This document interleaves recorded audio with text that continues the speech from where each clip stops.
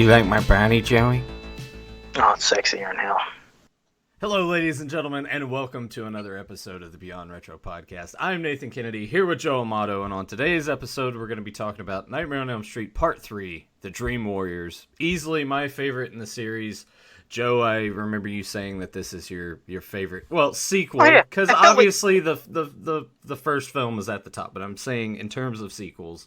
Sequels, yes. Oh, just to let you know, yes, I felt like that nurse was talking to me, too, in Elm Street 3. I was like, Joey, I always felt like that. I just hate when Freddy would say, oh, Joey. Like, when he was talking to him, freaked me out. But, yeah, well, speaking of the sequels, yes, out of the whole series of Elm Street, yeah, this is my favorite. And it's, you know, like how I'd always debate, is Part 1 my favorite or Part 3? And I always tell people, pick and choose. Well, I mean, yeah, the first one is my favorite, and Part 3 is my second favorite. The rest just kind of meh until we got to New Nightmare, and I was like, yeah, I'd make that my third. New Nightmare was damn good. But, no, it's a movie to where, like I said, you forget about Part 2, because Part 2 is just absolutely forgettable to me. There's some people that might like it. I mean, there's some symbolism with the coach and the balls going everywhere. I never thought of that. I just thought this is just a horrible fucking movie. People didn't either, but when I watched the documentary where they talk about all the movies with Part 2, they're like, yeah, there were a lot of homoerotic overtones in this. Was that Never Sleep Again, that documentary? Yes. Is that what you're talking about? Or, okay, you know what? Is that available on YouTube? Because I still got to see the whole thing. I have not seen the whole thing. I don't know if it's available on YouTube. I knew for the longest time that it was either packed in a multi-DVD pack with some other stuff. I remember one time it was just really cheap, like $5 at Walmart once. I was like, damn, I should have waited. But okay. Well, I still have to see the whole thing. No, it's fantastic. But when they break down Part 2, I was and at the time they were like, yeah, when we were filming it, we weren't even, that wasn't even crossing our minds. But then like we saw the finished product, and then we all started looking at each other like, oh really? Huh? Wow. Oh, I guess yeah, I never. huh?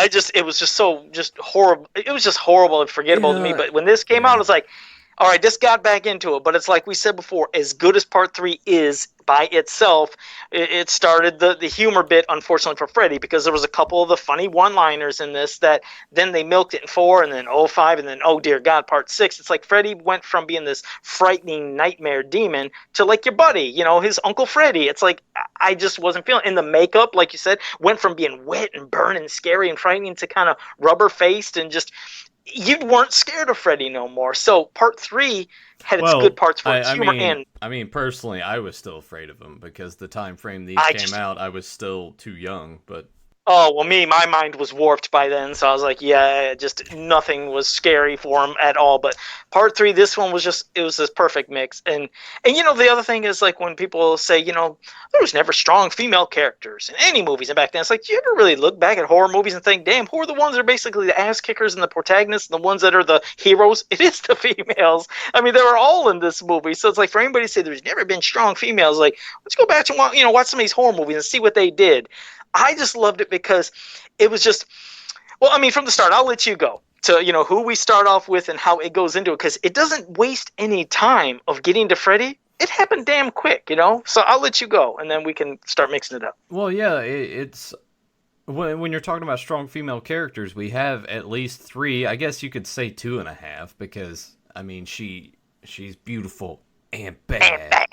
But she, you know, she gets a few licks in later on, but you know, doesn't really last too long. But no, we're introduced to Patricia Arquette, which I feel like she's sort of ashamed of this because she didn't participate in said documentary. So everybody else was there and talking about how great it was, and I feel like she wasn't in it. Now I'm starting to question myself. It's almost like when they're having their dreams. And that's also the wonderful thing that I enjoy about the series is you can also play with the dream state and the reality aspect. And that's a good way to always throw the audience off. Because you can be like, oh, well, they're in this right here. And, you know, one character can turn around and boom, they're somewhere else. And you're like, oh, shit, they're in the dream world now. But no, we're introduced to her character who is listening to some Dokken at the beginning. The Dokken tracks that are used for this film are fantastic. We talked about genres of music, and we've sort of shed a little light on your backstory as a kid. We know that you lived in a location that was a little more urban.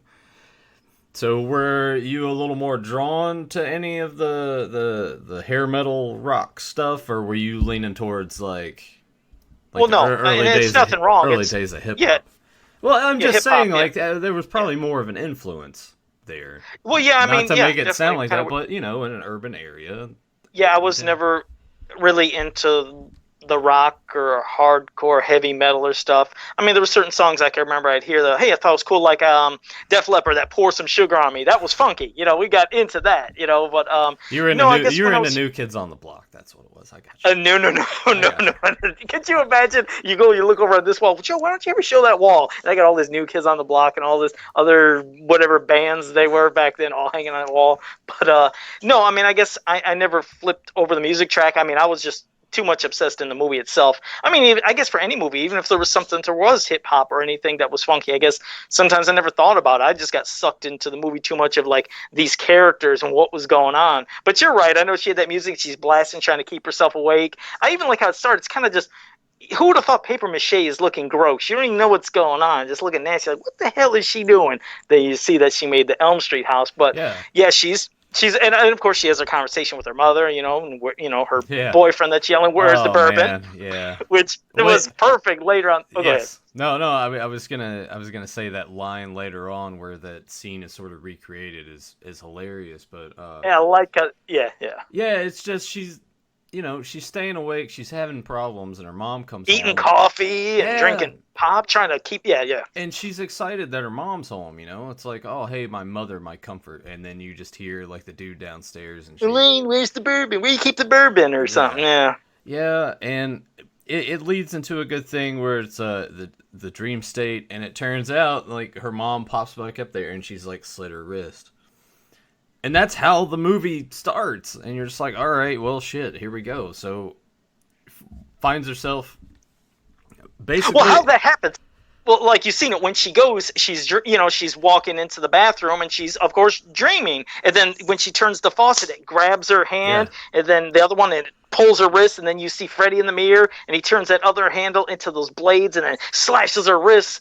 But then, yeah, when she sees her mother comes in, breaks in, and screams, then you see she has a razor blade. yeah. So, but yeah, go ahead. No, I was so she ends up basically in a mental institution with some other teenagers that come to find out they're having similar issues and dreams, and we get a very young and slim Lawrence Fishburne, Yeah, yeah, exactly. which the roles that Did he go by Lawrence? Real quick, did he go by Lawrence or Larry in that one? Because I Larry, know, I think, yeah, yeah, because he went by Larry just in like this in film. Pee Wee's, didn't he in Pee Wee's Playhouse go by Larry Yeah, Fishburne too? which is Yeah. also weird to think about his body of work in the last 20 years from Matrix to like John Wick and Yeah. Starting off with Pee Wee's Playhouse and Elm Street and other stuff, it's different. yeah, it's like night and day for him. He sounds different, he looks different, obviously, but Yeah. I think one of the coolest things about this film is the callback and bringing Nancy back into the fold. And I like that. yeah, as it turns out, she took all this experience and wanted to work towards something to where she could like help. So she's With dreams and stuff, and then like the hypnosil, that experimental stuff that stops dreams, and yeah. Go ahead. yeah. Well, I was just gonna say, so we have her and we have the other doctor, who is sort of like the conventional method guy. And she comes in, he's starting to question, like, well, here's this new experimental drug. She wants to try new things, and they sort of butt heads a little bit. But obviously, he's like, oh man, she's pretty. But I also like too how they also kept the little streak in her hair. Oh yeah, that I she like got that too. from the first movie. So we're introduced to all of these other kids, and who was your favorite out of the group? And see, I had a toss between two. And again, it shows when you're growing up, don't get me wrong, I guess there's some people that say, I want a character that looks like me and I can relate to. When I was growing up, I just enjoyed everybody was in a movie or a cartoon. Like when we say with Masters of the Universe, 80% of the characters are creatures and things that aren't even real. It's like I never thought, hey, I wish I could look like the Beast Man or a Merman. But in this, it's like, yeah, I love Kincaid and I love the Wizard Master. You'd think I would like Joey because that's my name, but I mean, he couldn't speak in this. Yes, his power at the end, he can finally scream. But I like Kincaid because he was a strong character. I like seeing, oh man, Freddy's gonna get his ass kicked, and just like even later, like I said, we're gonna be jumping, we're jumping all around this movie. I'm sure you like Kincaid anyway because he just talked a lot of shit. He did, but he was strong, and I thought, oh man, he's gonna kick the shit out of Freddy. That's all you think in your head is you want somebody to kick ass. Because here's the thing about this: you finally see in this movie that they can use, like whatever they do in their dreams, they can use that against Freddy. Like, what do you like doing? You see, was it Kirsten or how did you say her name? Kristen? What was her? The main girl, was that her name? Kristen? I want to make sure I'm saying her. Okay, yeah. She does her kind of flipping and all that other shit and doing some kung fu, which was cool, but the one kid who couldn't walk and he's in the wheelchair in his dreams, of course, he's the Wizard Master. He liked playing like D&D type games, which, a lot of the nerdy kids, we like that shit, or role-playing games. So I thought it was cool how, he could walk, but that scene, as much as you like Freddy, you wanted the character to get his ass kicked. And when Freddy was sitting there, like saying, it's the chair for you, kid, and he had the, chair coming down. You remember, he's I am the Wizard Master. I'm the Wizard Master. He slammed the ground. He came up and then he just blasted that energy and shattered that chair. And when Freddy had that look like, oh shit, man, I remember the crowd. We were screaming our asses off. And then we say him in the name of Lorik, Prince of Alice, Demon Be Gone. He shot that energy. We were, oh, fuck yeah, because we thought he's going to kill Freddy. And then he started running up on him. I was like, God damn it, no. And then he grabbed him. I don't believe in fairy tales, kid, and kill. We were so pissed, but it was the first time we were thinking, somebody's going to match you, Freddy. You think you're a master in these dreams. This he's a wizard. And I really thought he was going to kill Freddy. And when he got killed, I was so fucking pissed. So I guess he might have been my favorite and Kincaid my second favorite. But go ahead. You got me all emotional because goddamn, that was so cool. I remember that moment. We lost our shit in the theaters. I would honestly have to say Kincaid is my favorite just because he was always getting in trouble. And I think... you? To be fair, as a kid, I never really got in trouble that much. You were just a troublemaker. You kind of, like instigated shit. I know you were. That's a yes. The older I got, I would stir the pot, but I always avoided trouble. So I think I always related to stronger characters that stood up for themselves and caused a ruckus if they ever had to. And Kincaid is... And it... Look, there's probably deeper issues there that the movie doesn't really dig into much, but Kincaid's my favorite. And Freddy kind of played, if you notice, he played on almost everybody's like issue or emotion, like with Joey not being able to talk, and of course, but Joey had the hots for that nurse, and that nurse was hot too, good God. But so when she was okay.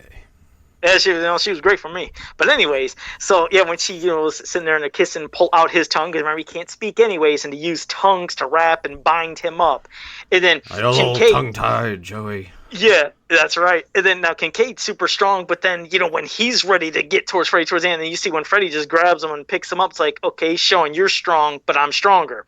And then when Taryn, when she sat there, she, I'm beautiful and bad, and had those knives, like, she wasn't scared, and when she was in the alley, she's fighting Freddy. And I loved it when she stabbed him, and then he used his normal voice, no, voiceover stuff, and he's trying to, kind of get her mercy, but then again, he shows his fingers as being needles because she was a drug addict, and then injects so everything, and even the one girl, welcome to prime time, bitch, bam, pulling her, you always want to be in TV. He played off of anything, I guess, what was their kind of strengths or thought there were strengths or weaknesses, it seemed like in the movie, which worked great for every one of them. Jennifer is the one that the TV hopeful. She wants to be on TV one day. This is gonna sound forgettable character. Yeah, but she also. Yeah. Kind of unforgettable because she had her face shape was weird.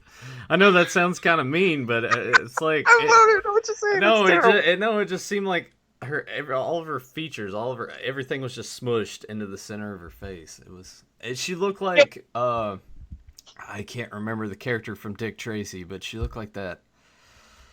Wait a second. Mumps, not mumps. What Oh, was the I know what you're saying. There's like yeah, and then something this in the is the face. part. Yeah, this is the part where We we need have Tyler. like, yeah, we would have to have Tyler here to Yeah, because I don't dig into that. remember all of Dick Tracy. But no, she, like you said, she's kind of for me was the forgettable character, but she was also part of one of the most memorable lines when he was like, "This your big break, in TV. Welcome to prime time, bitch," and then pulls her in, and of course, like so, that's became the whole humor of Freddy. So she was part of that moment. But as for her character, that was the one character I didn't flip over.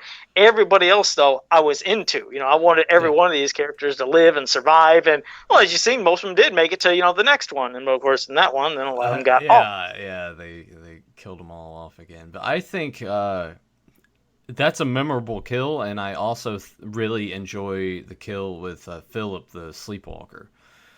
Yeah, that was freaky. Where he's Yeah, got his marionettes that are there on his bed, and then as he's laying there, it's like all of his ligaments come out, which is a great it was gross. Yeah, practical I effect. remember Yeah, you thought. yeah, walks him out to the edge, and then everyone else is just seeing him jump off.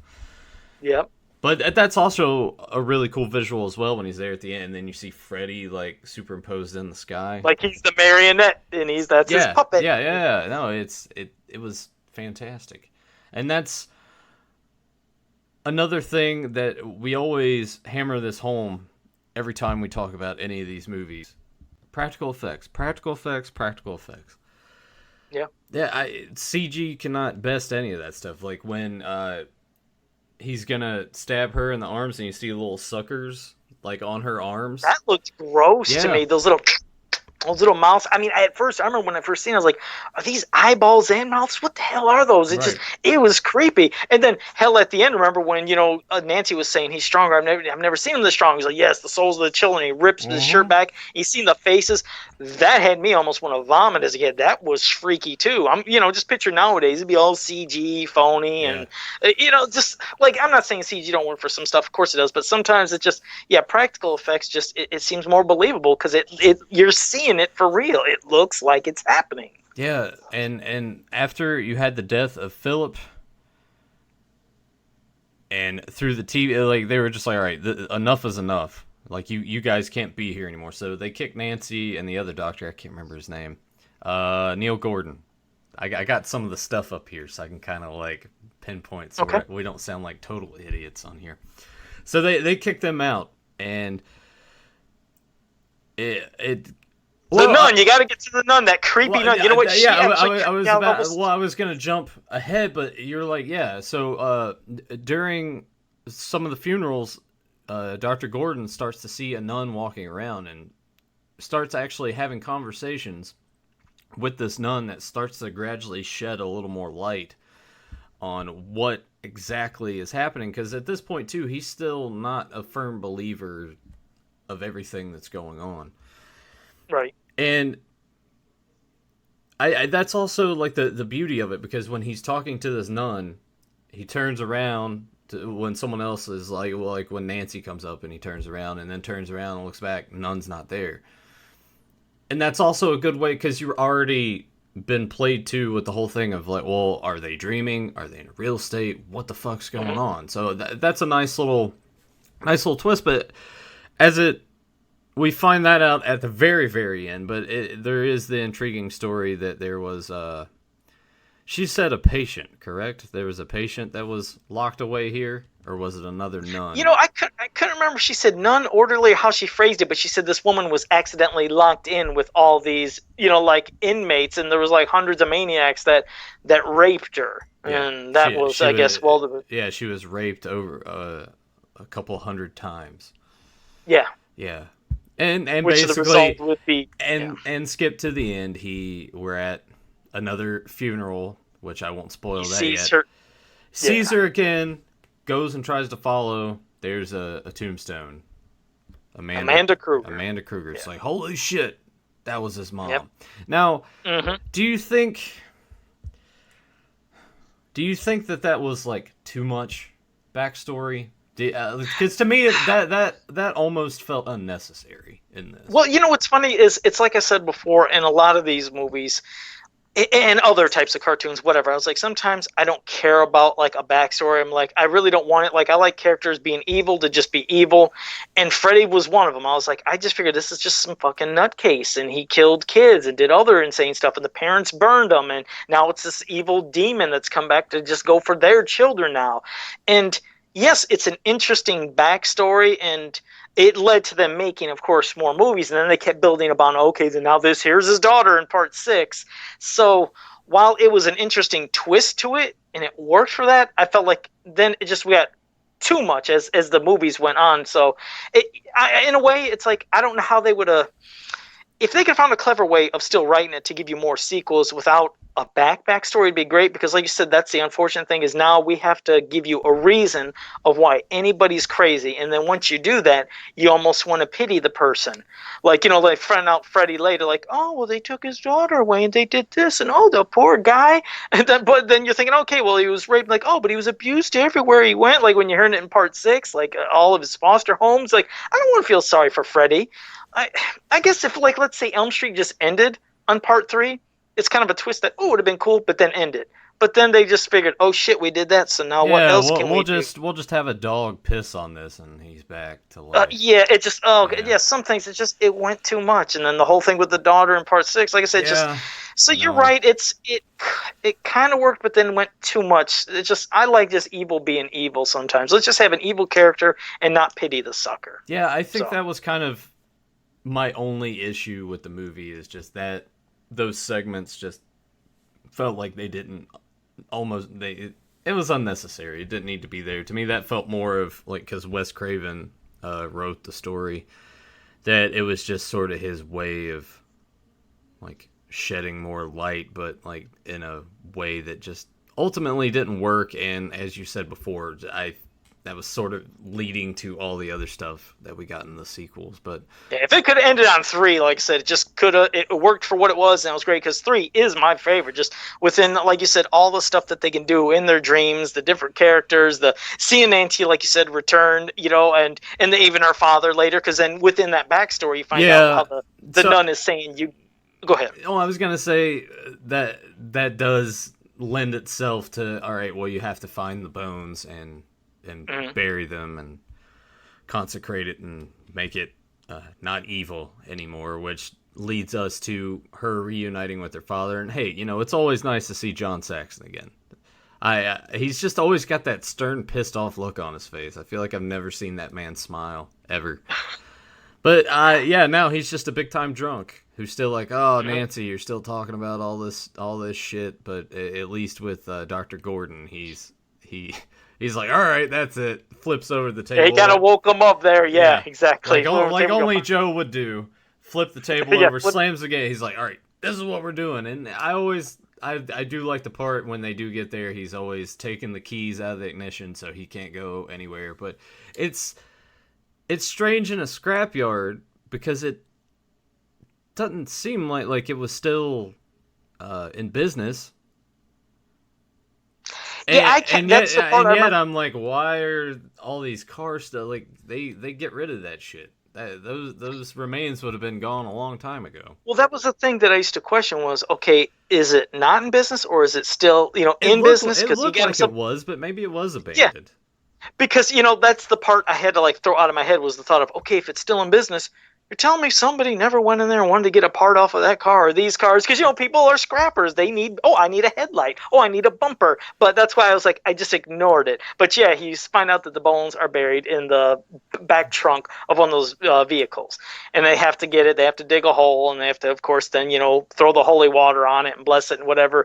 And yeah, which during this whole thing, when Freddy, I think that's when he's holding Kincaid, and then he sensed his bones were getting ready to get touched. And then he just disappeared. Yeah, it disappeared, and then boom, the skeleton kind of came up, and for then it looked real cool. Like looking back at it now, it's like, wow. I always loved that stuff. The stop motion and how they used that as like with the actors and the technology that they had to do that. I always appreciate it. Kids today will probably watch it and be like, yeah, that's corny. And they'd laugh because it's very noticeable, but still, it was cool. And he's having the fight with, Freddy's skeleton. And of course, Freddy's skeleton then kills Nancy's father. But so then later when they're back into the dream and Yeah. everything, and then Freddy's pulling everybody in the mirrors and Joey's hiding in the corner, and finally he just screams no, and then boom, shatters all the mirrors, and they all come out and they think, oh my god, Joey found his superpower, he can talk now, and that's what killed Freddy. And then here comes like a spirit of Nancy's father, and he's Yeah. being crossed. I've You know, he crossed crossed. over. I've crossed over. He crossed. But that was That's also like a good like bait and switch because you just it saw him was. die and it made sense. And it But was perfect. See, for like Nancy wouldn't have known. We knew, but then he says, "Yeah, he crossed over," and they played that good, peaceful music that puts you at ease. You're like, "Oh, wow, this is great!" And then suddenly, boom, Nancy made that face, and it's Freddy, and he's killing her. And then at the same time, that doctor, did you say it's Ian? What the fuck's his name? Neil Gordon, Okay, Doctor Neil. Neil. Isn't it terrible? I don't even remember his fucking name, but yeah, there you go. Thank you, Neil. Sorry about that. Yeah, so he, after he got bashed in the head with the shovel over in the junkyard, he took the bones that were there and shoved them in that hole, and then he starts, saying the ashes, dust to dust, and he starts throwing holy water, and then you see Freddy in the nightmare, boom, splashes of light and everything as he's getting killed, and then he laid that demon to rest by putting the cross on his forehead, and he killed him. So, bam, that was it. But of course, Nancy, she died. And that was sad because, you were so excited to see her when she popped up. And I'm like, oh, damn it, she's dead. And they had the funeral for her. And of course, you seen the thing with Amanda Krueger. And as much and as cool as it was how you always wanted Freddy or Jason or Michael to get killed, at the end of every movie, you always, as a fan, still wanted, are they going to give a hint that they're still going to do another one? Whether it's Jason opening an eye or something else. Yeah. And then with that little paper mache house that's in Neil's house, you just seem to like go, bing. It came on. It's like, oh, there's going to be another. It's bizarre. You always wanted the villain to die, but you wanted more movies. Well, because they're a fun experience. I never got to see any of these in a theater, so I never had that. But if I had, then I definitely would have wanted that. I feel a sneeze coming on. Go ahead, Joe. Oh yeah, go ahead. You go ahead and sneeze if you're going to sneeze. I thought you said you were going to sneeze. Well, it kind of went away. I was just gonna pass it over to you to talk, and I can just be. It went away. Oh, okay, go. Yeah, but yeah, I remember that like in the same thing with the Friday the 13th movies. You always wanted the hint, when you seen the jump scare at the end, or even like at the end of part 6, when you figured, oh, but he's drowned, he's done, and then that eye opens, like, oh yeah, another one. And that part 7, goddamn, I love 7, but that'll be another day. I can't remember if we ever talked about just 7 by itself of Friday the 13th. I mean, we could.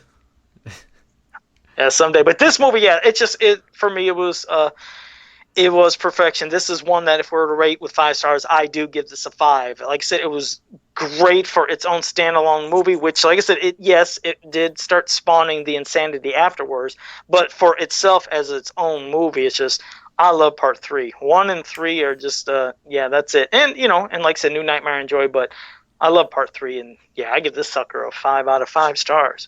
I'm gonna give it a 4 out of 5, and I feel like this sneeze is still just sort of lingering.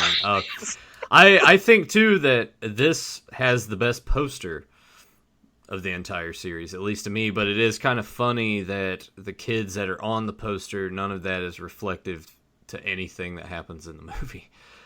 Seems like a lot of things happen with half of those movies with the posters. Well, you have to put it on the poster to like really sell it. But I'm surprised no one's gone back and just sort of redone it and had the different kids like have like the wizard power and like her with the 2 knives there. Instead, you just get like a dude with like a mace.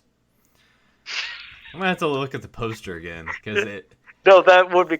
Yeah, I still remember. Yeah, there's just like all right. So there's a dude with a mace. There's like a chick with like a white hair mullet thing with like a couple knives. You got a guy in a red shirt and a Superman pose with just like a bat hanging. It looks like it's in his hand. It's a small picture. And then you have like the main in the center wearing a dress. And I'm like, none of that's there.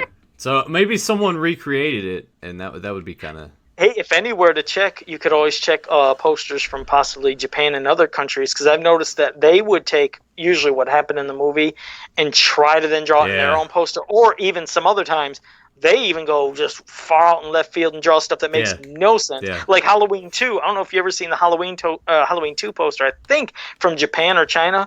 You have like, you see Michael Myers' mask, and under his neck it looks like a zombie, like maybe they thought he was a zombie, and and drew like the needle that was being put into the eye of that nurse in part 2 that got put into the hot water. They show that, which it's a cool image of being drawn, but the whole zombie thing is like, is that what they see Oh Michael yeah, Myers yeah, zombie? I'm looking at it now.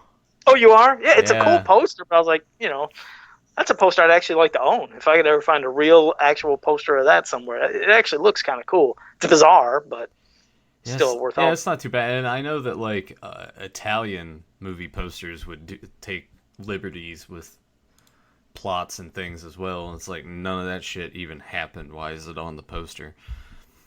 Lots of tendencies to do that, but you have to, because back then that was like between that and if you were actually in the theater and saw a trailer, that's all you got.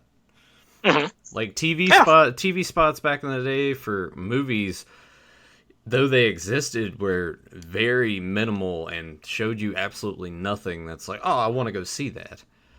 Hmm. So it was Yeah. basically No, I it was all word of mouth, the art, and being there to see an actual trailer, which I ain't getting art. Art really did help sell a lot of those movies, even when there's bad ones. I told you how many movies I picked up when I'd go to rent something at the video store. The box art was yes. beautiful, amazing, and the movie could suck, but that box art made you pick it up. I can't say that's really said for movies nowadays because they Mm. just take pictures of the actor standing there. Yeah, it's Ooh, all just floating head photoshops. yeah, it's like, ooh, that's hard. It's Joe Amato work where it looks like shit, but I guess it can work for a fucking box art.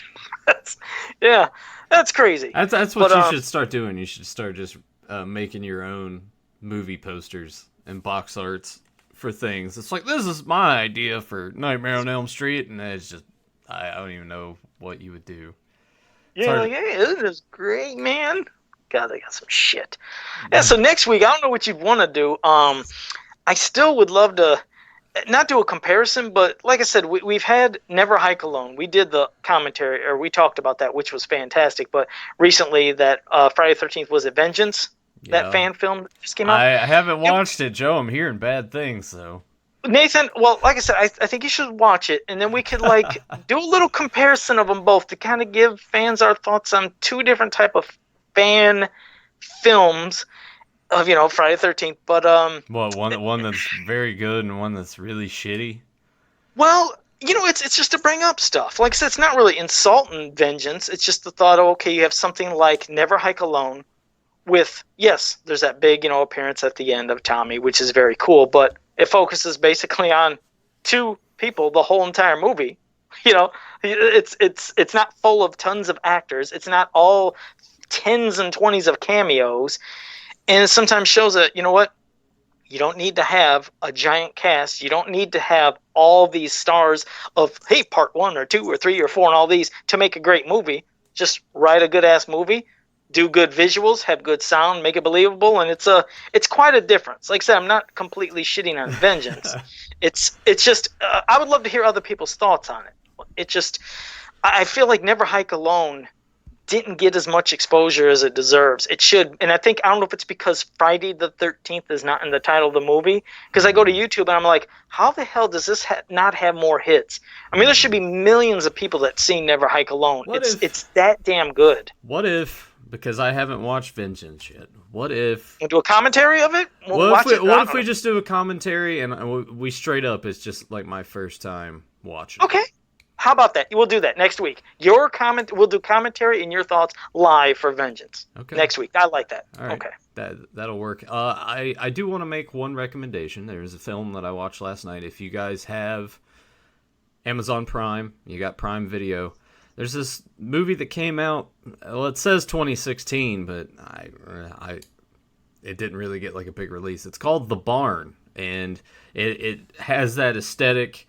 It takes place in 1989. They do a pretty good job of making it look older.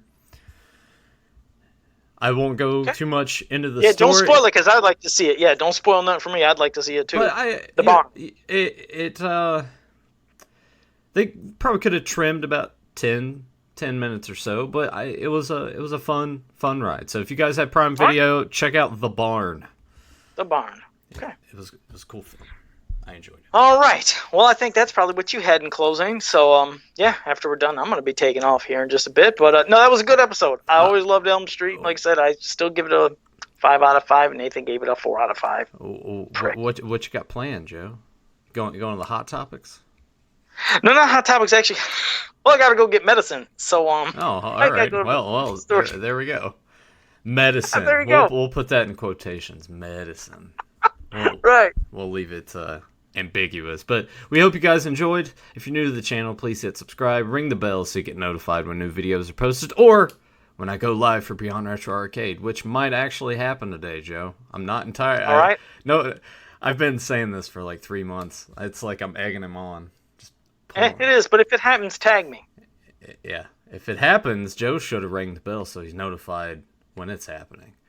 I do ring the bell. And we hope you guys do the same. If you enjoyed the episode, hit like, share it, leave a comment down below. Let us know your thoughts on this film and subscribe. Subscribe too. Well, that's what I said earlier. Nope, you said like, share, and ring the bell. I don't think you said subscribe. You can go back and rewatch it. You missed one of them. I know you did. I bet I don't think I did, Joe. Anyway, subscribe, yes. Check out all the links down below. Hit Joe up for a custom figure.